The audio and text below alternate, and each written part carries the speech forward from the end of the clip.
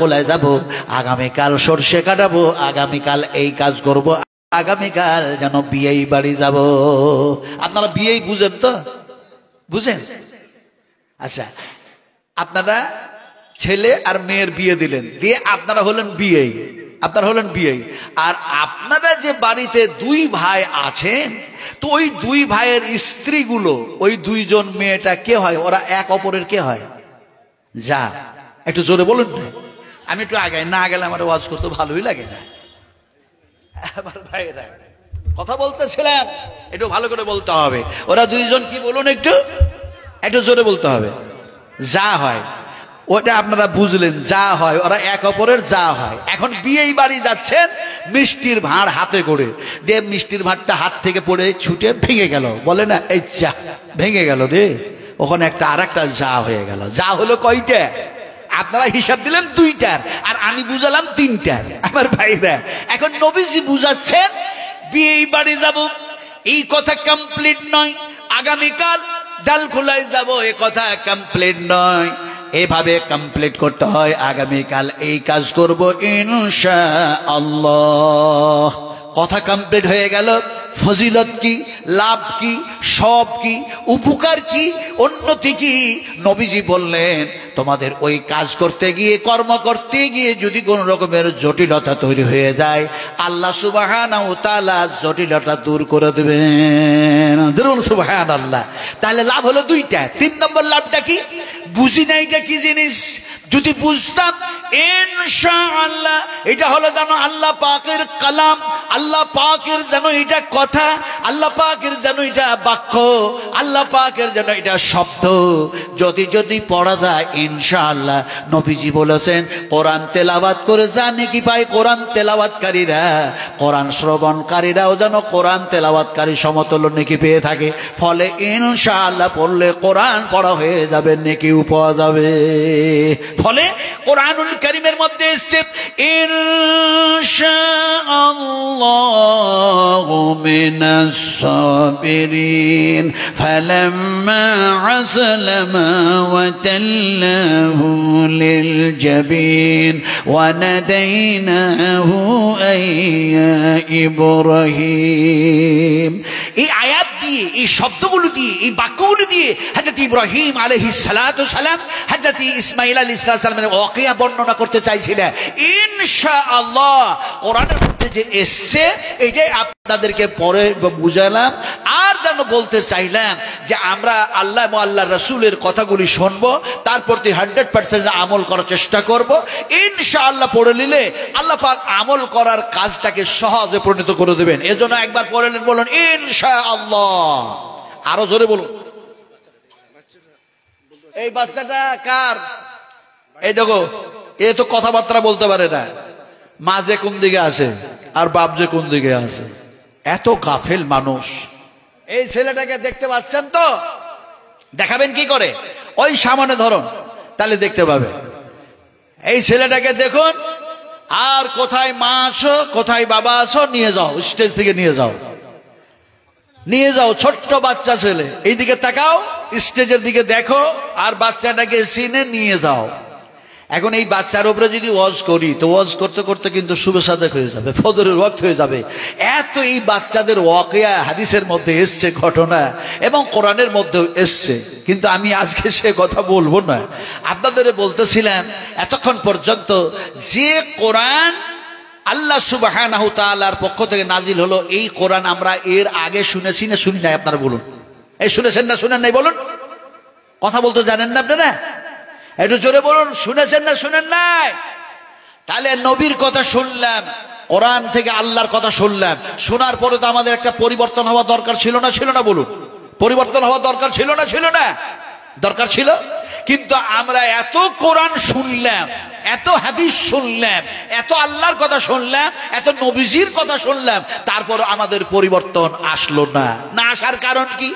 না আসার কারণ লাখো হাজারো অগণিত হতে পারে, কিন্তু একটি কারণ হচ্ছে এই যুগটা হচ্ছে যান্ত্রিক সভ্যতার যুগ, এই যুগটা হচ্ছে সায়েন্সের যুগ, এই যুগটা হচ্ছে বৈজ্ঞানিকের যুগ, এই যুগটা হচ্ছে কম্পিউটারের যুগ, এই যুগটা হচ্ছে মোবাইলের যুগ, এই যুগটা হচ্ছে ঐতিহাসিকের যুগ। এ যুগের মানুষের ঈমান কোরআনে নাই, মোবাইলে চলে গেছে, মোবাইলে চলে গেছে। বলে কেমন করে? বলে এমনি করে। আজকে পৃথিবীর মানুষকে শেখানো হচ্ছে ইহুদিদের পক্ষ থেকে, যারা কোরআনের শত্রু, তারা আপনাদেরকে শিখাচ্ছে। কি শিখাচ্ছে? নবীজি বলছেন 70,000 ইহুদি তারা দাজ্জালে পরিণত হয়ে যাবে।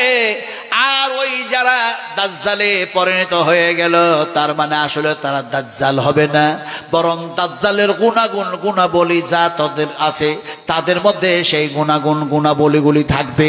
তার মানে আপনাদের ঈমানগুলিকে নষ্ট করার জন্য যারা বলবে মোবাইলে সব আছে, মোবাইলে অনলাইনে সব পাওয়া যায়। আমার ভাইয়েরা, যদি মোবাইলে সব থাকে, সব পাওয়া যায়, मैं চ্যালেঞ্জ করতা হুঁ ওই সমস্ত বৈজ্ঞানিকদেরকে যারা মুসলমানদের ঈমান নষ্ট করার জন্য এ ভাষা শিখাচ্ছে যে মোবাইলে সব আছে, সব পাওয়া যায়, তাহলে অনলাইনে এক্ষুনি আমাকে দেখায় দাও কিয়ামতের মাঠে, হাসরের ময়দানে আল্লাহ সুবহানাহু ওয়া তাআলা আমাদের ডান হাতে আমলনামা দেবেন না বাম হাতে আমলনামা দেবে। আমি এক্ষুনি দেখতে চাই মোবাইল কি দেখাইতে পারবে? পারবে? জি পারবে না তো। আল্লাহ পাক বলছেন কি, শোনো, সব আছে কোথায়, সব দিয়েছি কোথায়, সব পাবে কোথায়, কোন জায়গায় আছে? আল্লাহ যেন ঘোষণা করছেন ওয়াতিবিয়ানাল লিকুল্লি শাই। আল্লাহ রাব্বুল আলামিন বলেন এই 30 পারা কোরআন, এই কোরআনুল কারীমের মধ্যে আমি আল্লাহ সব যেন দিয়েছি, সব ঢোকাইয়া দিয়েছি, সব কিছু আছে, সব পেয়ে যাবে। আরে আল্লাহ পাক বললেন কোরআনে সব আছে, আর কোরআন বাদ দিয়ে আমাদের ঈমান গেল কোথায়? বলে মোবাইলে সব আছে। চিন্তা করতে পারেন আমার ভাইরা? এখন সেই কোরআন আমরা শুনলাম, অথচ শোনার পর আমাদের পরিবর্তন আসলো না। না আসার কারণ আপনাদেরকে যুক্তি দিয়ে বুঝায়। একটা উদাহরণ দিই। একটা খুব মোটা মানুষ বুঝেন তো? কেন জিজ্ঞেস করছি? এখানে কেউ মোটা মানুষ তাহলে দুঃখটুকু পাবেন না ভাই। আমি গত রাত্রে, তার আগারাত্রে আমি কলকাতায় বক্তব্য রাখছিলাম, বুঝতে পারলেন কিনা? যিনি আমাকে দাওয়াত করেছেন তিনি খুব মোটাসোটা মানুষ। এখন উদাহরণ দিতে গিয়ে মোটা মানুষ দিয়ে শুরু করেছি, তো উনি যেন স্টেজে আছেন, তা আমাকে বললো, হুজুর আপনার এত ভালোবেসে আমি দাওয়াত দিয়ে নিয়ে আসলাম, আপনার চোখ কোনো দিকে গেল না, আমার উপরে চোখ পড়লো, আমাকে দিয়ে আপনি ওয়াজ শুরু করলেন। আমি ওনাকে বললাম, খামোশ খামোশ খামোশ, নীরবতা পালন করুন, নীরবতা পালন করুন। আপনি যে জ্ঞান দিয়ে কথা বলছেন, এই জ্ঞান অত্যন্ত যৎসামান্য। মোটা মানুষটা কলকাতার মানুষ, তেনারা পশ্চিমবঙ্গের রাজধানীর মানুষ, শিক্ষিত মানুষ। আমি যখন তাকে এই কথা বলেছি তখন তিনি নীরবতা পালন করছেন। আমি বললাম, জ্ঞান কতটুকু, কতটুকু? মানুষের জ্ঞান এতটুকু যে সে রকেট আবিষ্কার করলো, জাহাজ আবিষ্কার করলো, ট্রেন আবিষ্কার করলো, এমনি করে দেখা যায় অগ্নি ক্ষেপণাস্ত্র আবিষ্কার করলো, আর মনে করছে আমার কাছে কি জ্ঞান কম আছে, আমি কি কম বড় বক্তা, আমি কি কম জানি, আমার চাইতে বেশি কে জানি, আমি কি কম বড় পণ্ডিত? আল্লাহ পাক বলছেন ওয়ামা উতিতুম মিনাল ইলমি ইল্লা কলিলা। আল্লাহ সুবহানাহু ওয়া তাআলা বললেন জ্ঞান দিয়েছি যত সামান্য, আর এই জ্ঞানের ঠেলায় ব্যাঙের মতো শুধু ছাপাচ্ছ। ওটাকে বলবেন খামোশ। মোটা মানুষটা দিল সর্বনাশ, এর সামনে তো কথা বলা খুব মুশকিল হয়ে যাবে। উনি নীরব হয়ে গেলেন। আপনাদের মধ্যেও কেউ যদি মোটা থাকে তাহলে রাগটাগ করে আবার ওই রকম ভাবে আমাকে কিছু বলেন না, নাইলে ওর উত্তর আবার অন্য কিছু হবে কোরআন থেকে ইনশাআল্লাহ। কথাটা বলতেছিলাম কি, এক মোটা মানুষ, আমরা যে কোরআন শোনার পরও পরিবর্তন আসছি না, যার জন্য এক্সাম্পলটা দিচ্ছি। একটা মোটা মানুষ, একটা ফ্যাট মানুষ, তার উঠতে বসতে চলতে ফিরতে সদা সর্বদাই সব কাজে খুব কষ্টকর। তো একদিন এক ডাক্তারের কাছে গেল, ডাক্তারকে গিয়ে বলল, স্যার আমার উঠতে বসতে চলতে ফিরতে শুতে উঠতে সবকিছুতেই খুব কষ্ট হচ্ছে, আমি এত ফ্যাট হয়ে গেছি, এত মোটা হয়ে গেছি, তো আমার শরীরের কিভাবে পরিবর্তন আসবে, আপনি একটু দয়া করে ঔষধও দেন, সাজেশনটাও দেন। কথা বুঝেন কিনি? এখন এই কথা যখন ওই ফ্যাট মানুষটা ডাক্তারকে বলেছে, তখন ডাক্তার সেই সময় জিজ্ঞেস করলো, তুমি কি খাও যে এত মোটা হয়েছ, কি খাও যে এত মোটা হয়েছ? আপনারাকে বলি এই গভীর রাত্রে আপনারা খাবার খেয়েছেন না খান নাই? এই খাবার খেয়েছেন না খান নাই? একটু জোরে কথা কন। কোন হাত দিয়ে খেয়েছেন?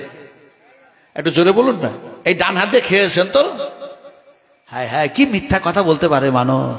হায় রে, ডান হাত দিয়ে যদি খেয়ে থাকেন, আল্লাহ সুবহানাহু তাআলা বলেন তোমার এই ডান হাতটাকে যদি প্যারালাইসিসে পরিণত করে দিই, তাহলে কি এই ডান হাতটা মুখের কাছে নিয়ে যেতে পারবা না? তাহলে তুমি চ্যালেঞ্জ করবে বলে বাম হাত দিয়ে খাবো। বাম হাতটাকে আল্লাহ যদি প্যারালাইসিসে পরিণত করে দেয়, তাহলে বাম হাতটাও যেন মুখের কাছে আসবে না। তারপরে তুমি যদি চ্যালেঞ্জ করো আমার মা খাওয়াবে, আমার বাবা খাওয়াবে, আমার খালা খাওয়াবে, আমার মামি খাওয়াবে, মামা খাওয়াবে, প্রতিবেশী খাওয়াবে, পৃথিবীর মানুষ খাওয়াবে, এমনি করে মমতা খাওয়াবে, অভিষেক খাওয়াবে, দিলীপ ঘোষ খাওয়াবে, তারপরে দেখা যায় চায়ের দোকানদার যেন কেটলিওয়ালা যেন প্রধানমন্ত্রী খাওয়াবে। আল্লাহ সুবহানাহু তাআলা বলেন গোটা পৃথিবীর মানুষগুলিকে যদি আমি পঙ্গ করে দিই, প্যারালাইসিসে পরিণত করে দিই, তাহলে তোমরা বলো বান্দা কোন হাত দিয়ে খাবে? কোন হাত দিয়ে খাবে? এতক্ষণ বলে ডান হাত দিয়ে খেয়েছি। কত জোর, কত জোরের কথা, ডান হাত দিয়ে খেয়েছে। আল্লাহ পাক বলছেন তুমি ডান হাত দিয়ে খাও নাই, তোমার বাবা খাওয়াই নাই, তোমার মা খাওয়াই নাই, পৃথিবীর কোনো মানুষ খাওয়াই নাই। আল্লাহ পাক যেন বলেন হুয়া ইউতইমুনি ওয়া ইয়াসকিন ওয়া ইযা মারিজতু ফাহুয়া ইয়াশফিন। আমি আল্লাহ সুবহানাহু তাআলা তোমাদেরকে পানি পান করায়া দিয়েছি, খাবার খাইয়ে দিয়েছি। আমি আল্লাহ অসুখ দিই আর আমি আল্লাহ অসুখ ভালো করে থাকি। এবার মুসলমানরা সত্য কথা বলতে হবে, হাত খাইয়েছে না আল্লাহ খাইয়েছে? কে খাইয়েছে? এই জোরে কথা বলেন, এরা একটু জোরে বলুন, কে খাইয়েছে? আচ্ছা, আল্লাহর খাবার যে খেলেন, আল্লাহ যে খাওয়ালেন, দোয়া কি পড়েছেন? হ্যাঁ, এই দোয়া কি পড়েছেন বলেন? জম্মের মতো লাইন দিয়ে খেলো গরুর গোশ ভাত। হ্যাঁ, দোয়া কি পড়েছেন বলেন? হায় হায় হায় হায়, আজকে মুসলমান এত লাঞ্ছিত কেন? মুসলমান এত ঘৃণিত কেন? মুসলমান আজকে এত পদতলিত কেন? আজকে এত লাঞ্ছনা গঞ্জনার পাত্র হয়েছে কেন? আজকে মুসলিম, আমি মুসলিম, আমি মুসলিম, আমি মুসলমান দাবি করি, কিন্তু মুসলমানকে যেভাবে আল্লাহ পাক করতে বলেছেন কর্ম, সেই কর্ম আমরা করি না। দুয়াই জানি না। নবীজি খাবার খেলেন, বিশ্বনবী মুহাম্মদ রাসূলুল্লাহ সাল্লাল্লাহু আলাইহি সাল্লাম খাবার খেলেন। তিনি যেন একটি খেজুর, প্রয়োজন পড়লে 3টি খেজুর থাকলে খেতেন, নইলে তিনি একটি খেয়ে যেন সন্তুষ্ট আর রাজি হয়ে যেতেন। নবীজি দেখা যায় বলেছেন আল্লাহ হলো বিজর, আর আল্লাহ বিজরকে ভালোবাসেন। নবীজি শুধু মুখ দিয়ে বললেন না, লিমা তাকুলুনা মা লা তাফআলুন। আল্লাহ পাক যেন দেখা যায় নবীকে যা বলতে বললেন শুধু বললেন না, বরং নিজেও যেন আমলে পরিণত করলেন। এখন দেখা যায় তিনি একটি খেজুর খেলেন, খাবার খাওয়ার পর দোয়া যেটা পড়লেন, সেই দোয়া ইমাম বুখারী রাহমাতুল্লাহ আলাইহি বুখারী শরীফের মধ্যে দোয়াটাকে কোট করে দিলেন। জোরে বলুন সুবহানাল্লাহ। দোয়াটা কি পড়ছি, ভালো করে শুনুন। আলহামদুলিল্লাহি হামদান কাসীরান তাইয়িবান মুবারাকান ফি গায়রা মাকফিয়ান ওয়ালা মুওয়াদ্দিয়া ওয়ালা মুস্তাগনান আনহু রাব্বানা। এই দোয়া আপনারা জানেন তো? কালকে সব মাদ্রাসায় ভর্তি হন, সব এই মাদ্রাসায় ভর্তি হন। কুল হাল ইয়াস্তাবিল্লাযীনা ওয়াল্লাযীনা লা ইয়ালাম, কুল হাল ইয়াস্তাবিল্লাযীনা ইয়ালামুনা ওয়াল্লাযীনা লা ইয়ালামুন। শিক্ষিত মানুষ আর অশিক্ষিত মানুষ কখনো সমান হয় না। আমার সোনার টুকরারা, আমি বেশি বক্তব্য রাখবো না, কারণ আপনারা তো কোরআন শুনতে চান না। আলোচনা কি করছিলাম দেখি মনে আছে কিনা বলেন? এই তো ভুলে গেছে। ওই ফ্যাট মানুষটা ডাক্তারকে গিয়ে বলল, আমার উঠতে বসতে চলতে ফিরতে কষ্ট হয়, আমাকে ওষুধ দেন, সাজেশন দেন। তো ডাক্তার বললো খাবার কি খাও? তো ফ্যাট মানুষটা বলছে সকালবেলা হলে আমি 8টা রুটি খাই। ডাক্তার বলছে সর্বনাশ, এ সকালবেলা হলে 8টা রুটি খাই, তো দুপুরবেলা হতে তো অনেক দেরি, মনে হয় বেশি খাবে, রাত হতে আরো অনেক দেরি, মনে হয় বেশি খাবে। তো ডাক্তার বললো দুপুরবেলায় কটা খাও? বলছে 8টা খাই। বলে রাত হলে কটা খাও? বলছে 8টা খাই। আপনারা সব জ্ঞানী মানুষ, শিক্ষিত মানুষ বসে আছেন, হিসাব করে বলুন তো 3 8 রুটি খেলো কয়টা? দেখি হিসাব জানেন কি জানেন না? কয়টা? ওই হিসাবের কথা আমি বলি না, ওই হিসাবের কথা আমি বলি না। আপনারা যে হিসাব জানেন, 4 আর 4 8, 8 আর 8 16, 5 5 আর 10, ওই হিসাবের কথা বলি না। কি হিসাবের কথা বলছে? আল্লাহ রাব্বুল আলামিন বলেন আল ইয়াউমা তুজজা কুল্লু নাফসিন বিমা কাসাবাত লা যুলমাল ইয়াউম ইন্নাল্লাহা সারিউল হিসাব। আল্লাহ পাক হিসাব নেবেন, কত খাবার খেয়েছো, কত খরচা করেছো, কোন পথে ইনকাম করেছো, কোন পথে আয় করেছো, কথাগুলি কি বলেছো, মানুষের সামনে কোন ওয়াজ করেছো, কোন নসিহত করেছো, কেমনে দাওয়াতের কাজ করেছো, ইত্যাদি ইত্যাদি যদি আল্লাহ পাক তিল তিল করে যদি হিসাব নেন, আমার আব্বাজিরা, আমার সোনার টুকরারা, আমার আম্মা জান, আমার বোনেরা, ভালো করে শুনুন। সুম্মা লাতুসআলুন্না ইয়াওমাইযিন আনিন নাঈম। হিসাব দিতে পারবো না। যাক, হিসাবের কথা আমি এই এলাকায় আসলে ইনশাল্লাহ সেদিন ওয়াজ করব। কথা বুঝেন কি? আমি বলতে চেয়েছিলাম যে 3 8 রুটি খেলো কয়টা? 24টা। ডাক্তার বললো, বাবা তোমার শরীরে যদি পরিবর্তন আনতে চাও তাহলে 24টার মধ্যে 12টা রুটি বাদ দাও আর 12টা খাও। এখন 12টা রুটি খাই, তারপরে শরীরের পরিবর্তন নেই, যেমন কার তেমনি হয়ে আছে, যা কার তাই হয়ে আছে। দ্বিতীয়বার আবার ডাক্তারকে বলছে, স্যার আমার শরীরের কোনো পরিবর্তন নেই, একটু ভালো ওষুধ দেন আর ভালো সাজেশন দেন। বলে খাচ্ছ কয়টা? বলে 12টা খাচ্ছি, 12টা রুটি। বলে ওই 12টা থেকে আরো 6টা রুটি কমিয়ে দাও, শুধু 6টা রুটি খাও। এখন শুধু 6টা রুটি খায়, তারপরেও পরিবর্তন নেই। তারপরে এবার দেখা গেল কি যে আবার ডাক্তারের কাছে গেছে, গিয়ে বলল, স্যার আমি তীর্থ দফাতে আসলাম, দয়া করে আমার প্রতি মেহেরবানি করে ভালো ঔষধ দেন, যাতে করে আমার শরীরের পরিবর্তন আসে। ডাক্তার বললেন, খাবার খাচ্ছ কয়টা এখন? বলে আপনার কথা মোতাবেক মাত্র 6টা রুটি বলছি, খাচ্ছি। ডাক্তার বলল, সত্য কথা বলো, সত্য কথা। আপনারা বলুন, এই এলাকার মানুষ সত্য কথা বলা ভালো না খারাপ? ভালো, ভালো। আমাদের দেশে যে প্রধানমন্ত্রী আছে, কেটলিওয়ালা, চাওয়ালা, ও যে কত সত্য কথা বলতে পারে। বলছে হাতের তালি বাজাও, করোনা থেকে বেঁচে যাবে, থালি বাজাও, করোনা থেকে বেঁচে যাবে, না হয় টর্চ লাইট মারো, দেখা যায় বিপদ থেকে বেঁচে যাবে। কি যে বলে! হাই রে খ্যাপা, হাই রে খ্যাপা। খ্যাপা যে কত রকমের খ্যাপা হয়, ও এক খ্যাপা। আপনারা বলুন তো, খ্যাপা কত ধরনের হয় ভাই? অনেক ধরনের? না না, অনেক ধরনের হয় না। খ্যাপা হয় 2 ধরনের। একটা খ্যাপা হয় পুরো ম্যাট, একেবারে ম্যাট। আর একটা খ্যাপা হয় কোনো সময় ঠিক বলছে, কোনো সময় ভুল বলছে, কোনো সময় ঠিক বলছে, কোনো সময় ভুল বলছে। কত বুঝেন কিনে? 2 ধরনের খ্যাপা হয়। এখন আপনাকে বুঝাবো কেমন করে। ওইদিকে একটা খ্যাপা দাঁড়িয়ে আছে ন্যাংটা হয়ে, আর এইদিকে একটা খ্যাপা আছে দাঁড়িয়ে গামছা পরে। কথা বুঝেন কিনে? তো 2 খ্যাপার, এটা এক্সাম্পল দিচ্ছি, তাকাবার দরকার নাই। এখন দেখা যায় এই 2 খ্যাপার ভিতরে এক মুলি সাহেব মাথায় পাগড়ি টাগড়ি বেঁধে ও যেন চলে যাচ্ছে। তো ন্যাংটা খ্যাপাকে, গামছা পড়া খ্যাপা বলছে, সালাম দে। মুলবি সাহেব চলে যাচ্ছে, সালাম দে, সালাম দে, সালাম দে। তো এখন সালাম দিবে কি? দেখা যায় ওই ন্যাংটা খ্যাপা বলছে, আমার পরনে কাপড় নেই, আমি সালাম দিব কেমন করে? তো ওই গামছা পড়া খ্যাপাটা কি করেছে, ওর নিজের পরনের গামছাটা খুলে ওই ন্যাংটা খ্যাপাকে ছুড়ে দিয়েছে। বলছে, গামছাটা পর তাড়াতাড়ি, আর মৌলবি চলে এসেছে, সালামটা দে, সালামটা দে। তখন ও যদি গামছাটা পরে সালামটা চাইতে তো ঝামেলাটাই শেষ হয়ে গেল। কিন্তু ও সালাম দিবে কি, ওর ছুড়া গামছা হাতে ধরে বলছে, প্রতিযোগিতা শুরু করেছে। বলছে, তুইও খ্যাপা, আমিও খ্যাপা, তুইও ন্যাংটা, আমিও ন্যাংটা, তুই উলঙ্গ, আমি উলঙ্গ, তুই আগে সালাম দিবি না আমি আগে সালাম দেব। এই প্রতিযোগিতা করতে থাকলো। মুনি সাহেব পেরিয়ে চলে গেল, সালাম দেওয়াও হলো না তাদের, আর আল্লাহর পক্ষ থেকে রহমত তাদের কপালে জুটলো না। এরকম যে কত খ্যাপার জন্ম হয়েছে।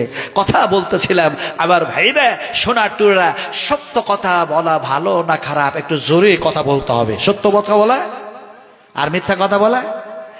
إياكو كاذبا فعليه كاذبه وإياكو صادقا يصيبكم بعد الذي يعيدكم إن الله لا يهدي من هو مسرف كذاب।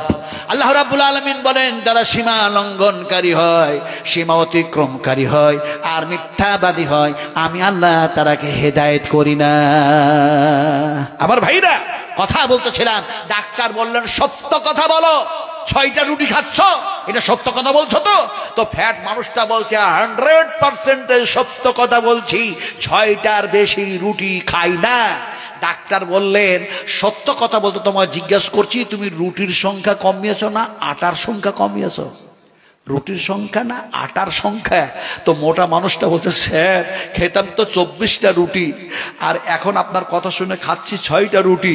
খাচ্ছি ঠিক 6টা রুটি ঠিক খাচ্ছি, কিন্তু এর পূর্বে যে 24টা রুটি খাচ্ছিলাম, ওই 24টা রুটিতে যত কেজি আটা লাগে সব আটা ওই 6টা রুটিতে দিয়ে খেয়েছি। ডাক্তার বলছেন, বেওকুফ কোথাকার, তাহলে আমার সাজেশন কোথায় মেনেছিস? তুই তো সব আটা আর সব রুটি খেয়েছিস, তোর শরীরের পরিবর্তন কেমন করে আসবে? মুসলমানদের অবস্থা হয়েছে, আজকে ওয়াজ শুনে দেখা যায় নাদবি সাহেবের মুখ থেকে, কালকে ওয়াজ শুনে দেখা যায় মাক্কি সাহেবের মুখ থেকে, তারপরে দেখা যায় সালফি সাহেবের মুখ থেকে, তারপরে দেখা যায় কাশিমি সাহেবের মুখ থেকে, তারপরে দেখা যায় রিয়াজি সাহেবের মুখ থেকে, এখন বড় বড় দেখা যায় সেই সমস্ত মাদানি আর মাক্কি সাহেবদের মুখ থেকে ওয়াজ শুনতে শুনতে শুনতে শুনতেই থাকলাম। আমি মৌলবি শুধু বলতেই থাকলাম, এত বললাম এত শুনলাম, অথচ আমাদের পরিবর্তন আসলো না। হ্যাঁ আসতো, কোরআন বলার পর থেকে, হাদিস থেকে আলোচনা করার পর থেকে, শোনার পর থেকে যদি আমরা সেগুলিকে শ্রবণ করার পর বলার পর যদি 100% আমল করতাম, তাহলে আমাদের কৃষ্টি কালচার, আমাদের তেহজিব ও তামাদ্দুন, আমাদের আখলাক আদর্শ হয়ে যেত হযরত ওমরের মতো, হযরত আবু বকরের মতো, হযরত আবু দারদার মতো, হযরত আব্দুর রহমান বিন আউফের মতো, হযরত দেখা যায় আবু হুরায়রার মতো, হযরত এমনি করে দেখা যায় যেন হযরত জাবেরের মতো, এক কথায় সাহাবায়ে কেরামদের মতো আমাদের জীবনটা তৈরি হতো। আফসোস কি বাত হ্যায় যে আমরা আজকে দেখা যায় কোরআন শুনি, হাদিস শুনি, বলি, কিন্তু আমল করি না। আমার ভাইরা, বক্তার অভাব নাই, মুফতির অভাব নেই, শোনার অভাব নেই, বলার অভাব নেই, কিন্তু আমলের অভাব আছে না নেই? বলুন, আছে না নেই?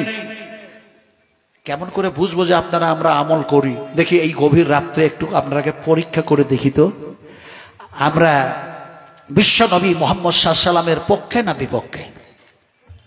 আমরা কোরআনের পক্ষে না বিপক্ষে? বলা খুব সহজ, কিন্তু দেখি তো কারা কারা কোরআনের প্রতি ঈমান রাখেন, নবীর প্রতি ঈমান রাখেন, হাত উঁচু করে দেখান। এবার কঠিন হয়ে গেল, আর হাত উঠে না। এই তো আমল করা, আরো হাত উঁচু করতে হবে, আরো হাত সিধা করুন, সিধা করে দিন। নারে তাকবীর, শান ইসলাম, রব ইসলাম, আল কোরআনের আলো।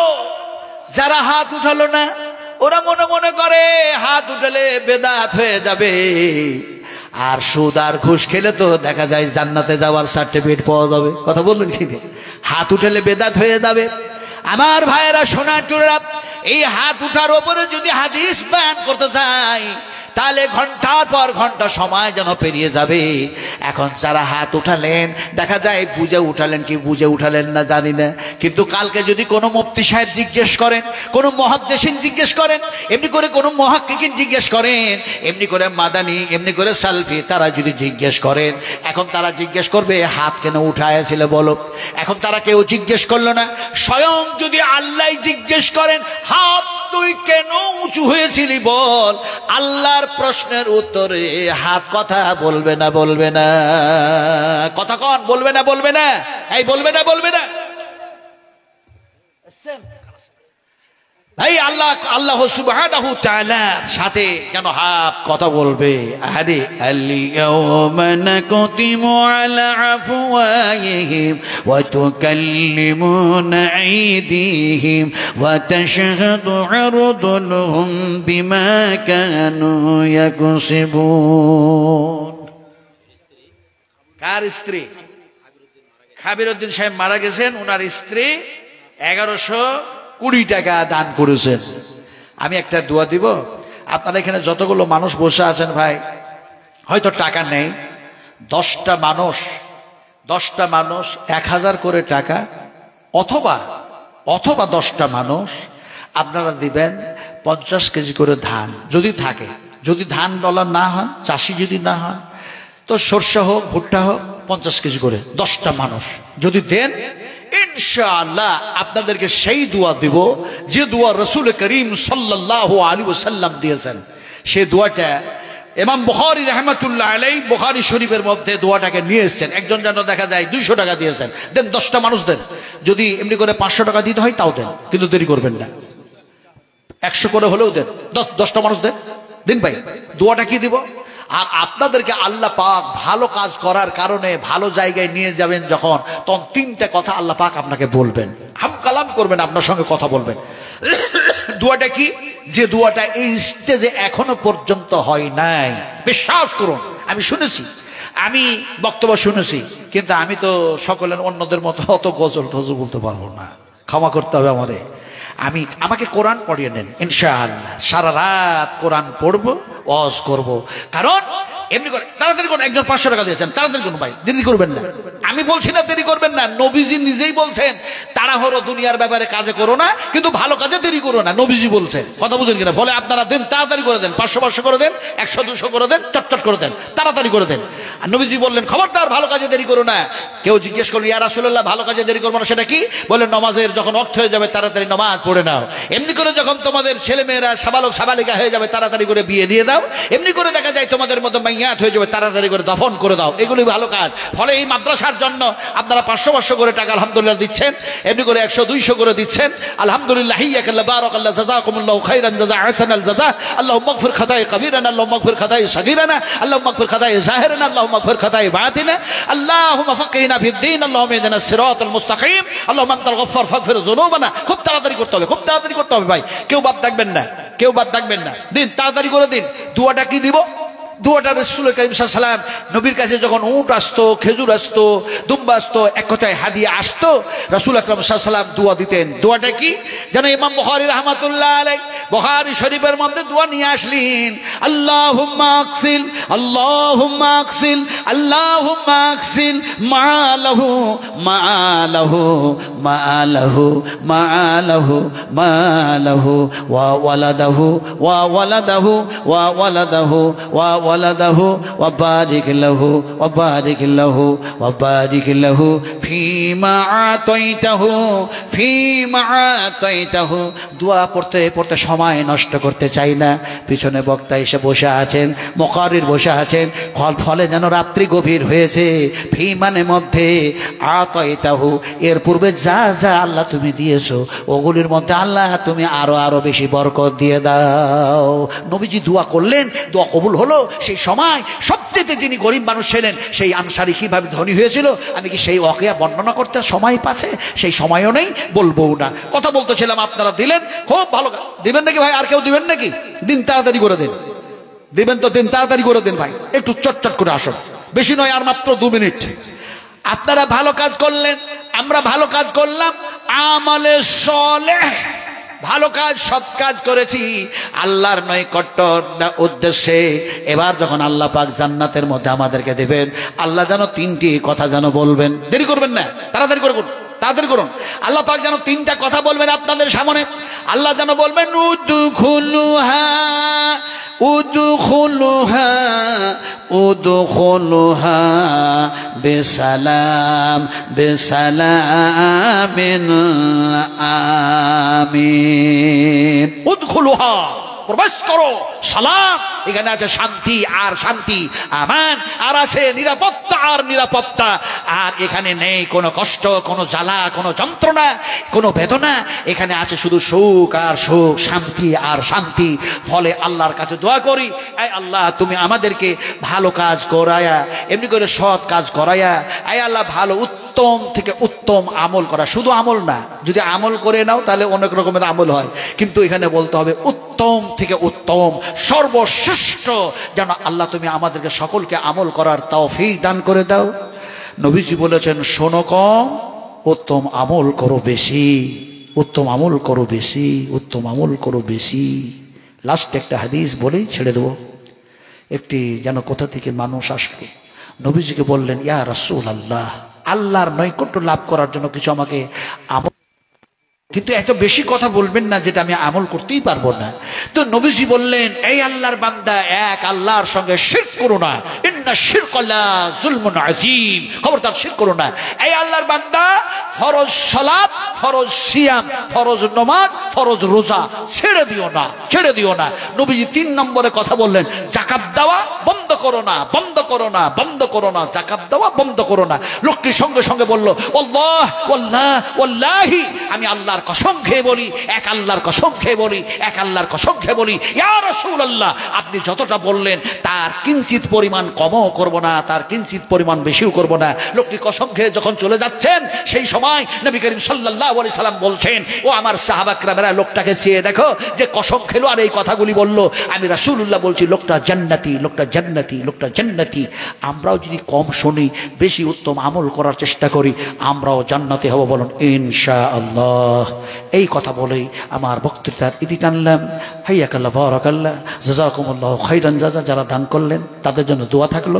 শেষের বেলায় বলি আসসালামু আলাইকুম ওয়া রাহমাতুল্লাহ। জবাব দেবেন না, জয় শ্রীরাম বলবেন, জয় শ্রীরাম বলবেন। তাহলে আবারও সালাম দিচ্ছি, সালাম দেওয়া সুন্নাত, জবাব না দিলে মারাত্মক ক্ষতি আছে। বলছি আসসালামু আলাইকুম ওয়া রাহমাতুল্লাহি ওয়া বারাকাতুহু।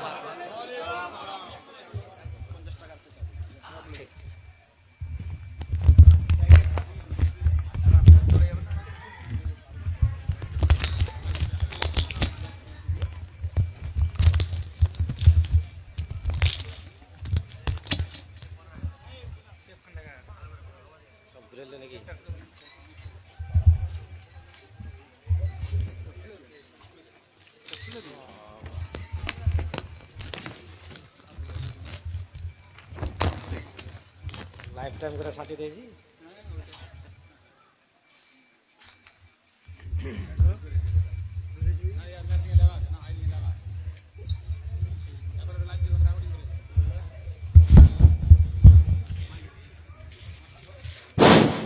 জাযাকাল্লাহু খাইরান জাযা ওয়া আহসানাল জাযা, বারাকাল্লাহু ফি ইলমিক ওয়া হায়াতিক। সম্মানিত শ্রোতৃবৃন্দ, ইনি ছিলেন আমাদের অত্র এলাকার সুপরিচিত এবং আকর্ষণীয় নাজমা আলম সাহেব। ওনার মধুর কণ্ঠে আমরা অবশ্যই আনন্দ। আমরা চাইছিলাম যে কিছু আরো শুনি, কিন্তু যেহেতু সুদূর আসাম থেকে আমাদের প্রধান বক্তা এসেছেন, ওনার মুখ থেকেও কিছু শুনতে হবে। আর রাত্রিও অনেক হয়ে গেছে, সেই জন্য আমরা শাইখকে আমরা বিদায় দিলাম। তো আমরা ওনার মুখ থেকে যে কথাগুলো শুনলাম, আল্লাহ রাব্বুল আলামিন আমাদের সকলকে যেন আমল করার তৌফিক দান করেন, আল্লাহুম্মা আমিন। আমি শেষাংশে অত্র জালসার সমস্ত আগত ব্যক্তিদের উদ্দেশ্যে বলবো যে শেষ বক্তা, আসাম থেকে আগত শেষ বক্তা সাহেবের মুখ থেকে মূল্যবান কথা শুনে যান। যারা এখনো বাড়ি যাননি, দোকানে ঘুরছেন, রাস্তায় ঘুরছেন, চা খাচ্ছেন, সেই সমস্ত ব্যক্তিদের উদ্দেশ্যে বলবো, আল্লাহর ওয়াস্তে আসুন। আমাদের মাহফিল খালি হয়ে গেল, খালিটা কেন হবে? কিন্তু এখন যদি যাওয়া যায় মার্কেটে, মার্কেট খালি হয়নি, কিন্তু জালসা খালি হয়ে গেল, মার্কেট কিন্তু চলতেই থাকবে, সারা সকাল পর্যন্ত চলবে, অবাস্তব কথা। তো ভাই সকল, আমি সকল ব্যক্তিদের উদ্দেশ্যে বলবো, আপনারা যদিও যারা এখনো আসেননি তাদেরকে আমি বলবো অবশ্যই আসুন, অন্তত শেষ বক্তাটা শুনে যান, শেষ বক্তার বক্তব্য শুনে যান। এখন আমাদের সামনে শেষ বক্তা হিসাবে যেনাকে আমরা রেখেছি, উনাকে তুলে দিব সুদূর আসাম থেকে আগত ফজিলাতুল শাইখ রকিবুল ইসলাম চুনারি সাহেব, আসাম। শেখ রকিবুল ইসলাম চুনারি সাহেব উনি আসছেন। আপনাদের ধৈর্য যতক্ষণ থাকবে অতক্ষণ তিনি আপনাদেরকে মূল্যবান বক্তব্য শোনাবেন। আমি আবার বলবো, যারা এদিক ওদিক ছড়িয়ে ছিটিয়ে আছেন, শেষ বেলাটা আসুন, বরকত নিয়ে যান, শেষ বক্তার দোয়া নিয়ে যান, ওনার মুখ থেকে মূল্যবান বক্তব্য শুনে যান। এখন আমাদের সামনে ফজিলাতুল শাইখ রকিবুল ইসলাম চুনারি সাহেব, হাফিজাহুল্লাহ।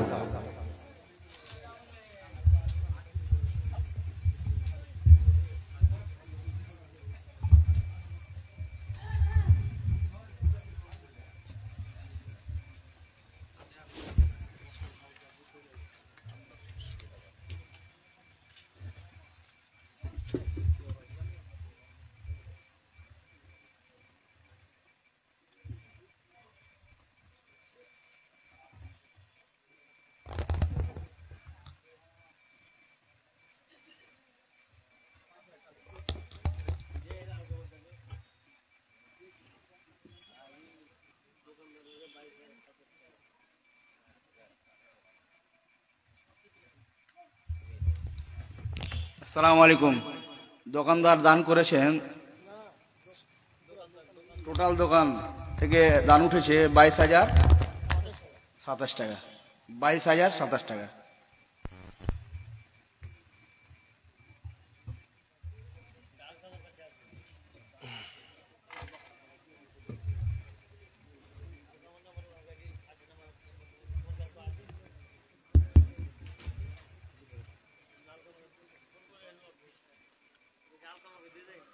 السلام عليكم ورحمة الله وبركاته.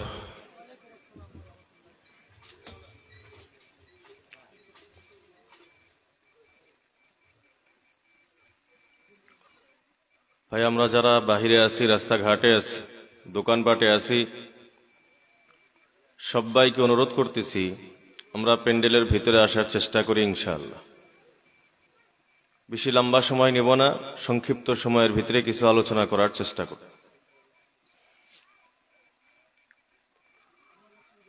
আলহামদুলিল্লাহ নাহমাদুহু ওয়া নাস্তাঈনুহু ওয়া নাস্তাগফিরুহু ওয়া নু'মিনু বিহি ওয়া নাতাওয়াক্কালু আলাইহি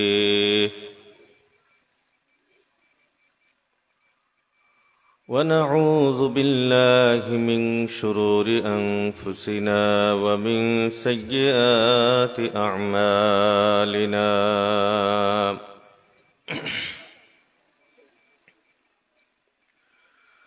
من يهده الله فلا مضل له ومن يضلله فلا هادي له. أما بعد فأعوذ بالله من الشيطان الرجيم. بسم الله الرحمن الرحيم.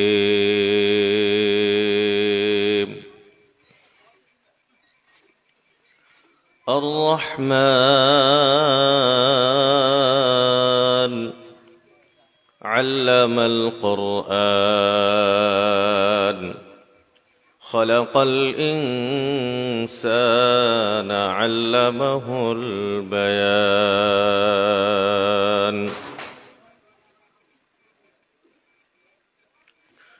وقال رسول الله صلى الله تعالى عليه وسلم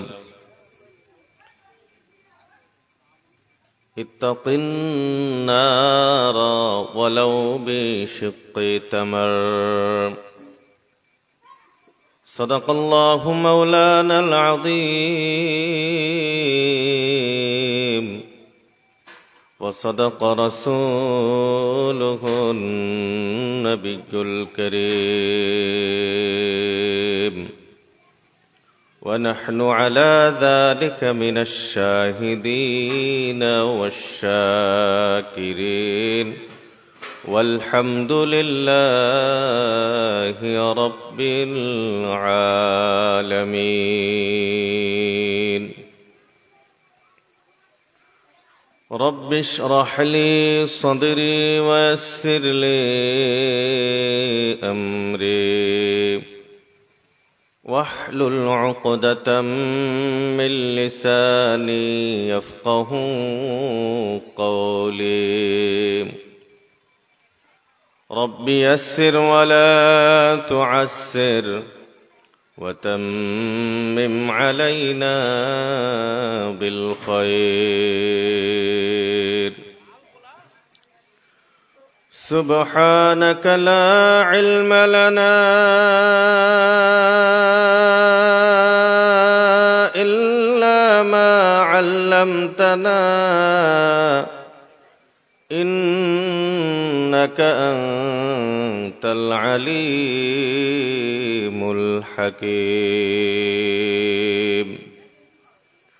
اللهم صل على محمد كلما ذكره الذاكرون وكلما غفل عن ذكره الغافلون.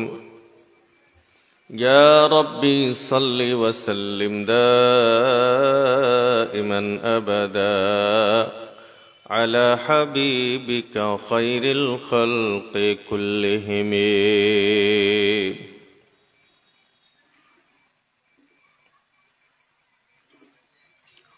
সম্মানিত আজকের এই বিশাল ধর্মীয় জলসার মাননীয় সভাপতি সাহেব, মুআসসিস ও মুকাররম হযরত উলামায়ে কেরাম, বিভিন্ন জায়গা থেকে আগত দিন প্রিয়, ইসলাম প্রিয় আমার মুরব্বিয়ান সমাজ,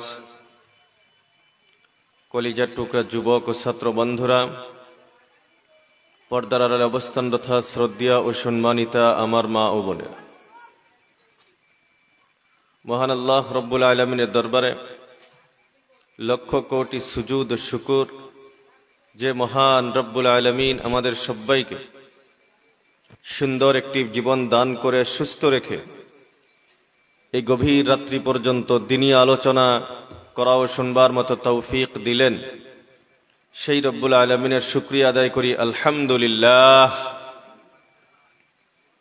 তার সাথে সাথে আখরি নবী সাইয়্যিদুল মুরসালিন রাহমাতুল্লিল আলামিন শফিউল মুজনিবিন তিনার প্রতি অন্তরস্থল থেকে মুহাব্বতের সাথে একবার দরুদ পড়ে নেই সাল্লাল্লাহু আলাইহি ওয়াসাল্লাম।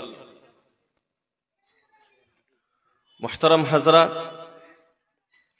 আলোচনা, দ্বীনি আলোচনা করা, শোনা, এটা আমাদের প্রত্যেকের জন্যই জরুরি। কিন্তু আমরা যে পরিস্থিতিতে বর্তমান আছি, এই পরিস্থিতিতে আলোচনা না করাটাই ভালো। এই জন্য মুহতারাম দোস্ত আজিজও বেশি লম্বা সময় নিব না, ইনশাআল্লাহ অল্প সময়ের ভিতরেই শেষ করার চেষ্টা করব। এই যে দ্বীনি আলোচনা করা, দ্বীনি আলোচনা শোনা, এটা নতুন কোনো বিষয় না। আল্লাহ রাব্বুল আলামিন রাসূলুল্লাহ সাল্লাল্লাহু আলাইহি ওয়াসাল্লামকে এই আদেশ দিয়েছিলেন, ওয়াযাক্কির ফাইন্নাদ-যিকরা তানফাউল মুমিনিন। হে রাসূল, আপনি মানুষকে উপদেশ করুন, আপনি নসিহত করতে থাকুন। অবশ্যই আপনার নসিহত যারা ঈমানদার, যারা মুমিন, তাদের জন্য উপকারী হবে। এই জন্য আপনি জলসাতে দেখবেন আলোচনা তারাই শোনে যারা আসলেতেই ঈমানদার, আর উপকার লাভ তাদেরই হয় যারা ঈমানদার। আর যাদের ভিতরে ঈমানের কমি আছে,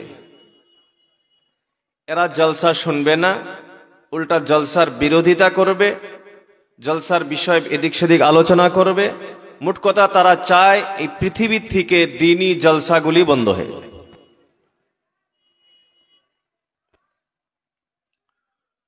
আল্লাহ রাব্বুল আলামিন বলেছেন,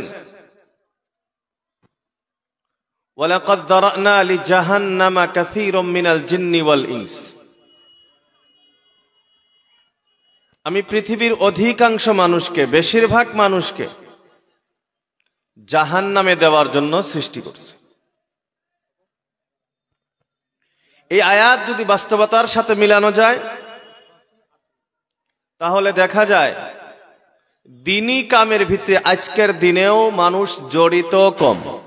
আজ জলসার ভিতরে প্যান্ডেলে মানুষ নাই, প্যান্ডেলের বাহিরে মানুষ বেশি। মসজিদে মানুষ নাই, মসজিদের বাহিরে বেশি। রোজার ভিতরে মানুষ নাই, বেরোজাদার বেশি। পর্দা পুশিদাওয়ালা কম, বেপর্দা বেশি। তো আল্লাহ রাব্বুল আলামিন এই কথাই বলেছেন যে আমি অধিকাংশ মানুষকে জাহান্নামে দেওয়ার জন্য বানিয়ে রাখছি।